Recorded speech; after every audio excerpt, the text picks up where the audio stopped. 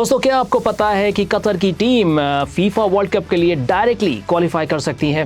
Well, ये मुमकिन भी है और आज जासिम बिन हमाद स्टेडियम में फीफा वर्ल्ड कप 2026 के एशियन क्वालिफायर्स के 4th राउंड में कतर का सामना होगा ओमान से। एंड ये मैच काफ़ी अहम इसलिए है कि अगर इस ग्रुप में, जिसमें UAE is the 3rd team, अगर इस ग्रुप में Qatar becomes the group winners, they will directly qualify for next year's finals in USA, Mexico and Canada. और ये काफ़ी important बात है क्योंकि Qatar has previously qualified for 2022 FIFA World Cup as a host, लेकिन Qatar की football की तारीख में ये पहली मर्तबा ऐसा होने जा रहा है अगर आज ओमान को कतर हरा दे और होम एंड अवे मैचेस में कतर टॉप कर जाए ग्रुप में।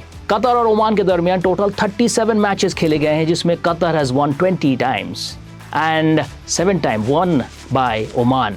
So overall on paper, Qatar looks solid and Qatar का कोच, बता दूं उनका नाम, स्पेन के फॉर्मर कोच है खुलिन लोपेटेगी और वहीं ओमान के कोच हैं कार्लोस क्वेरोस जो कि 2 साल पहले कतर को कोच कर चुके हैं। So it's going to be a crucial battle for Qatari national team against Oman at Al Sadd Stadium today at 6 p.m. So be with Team Qatar.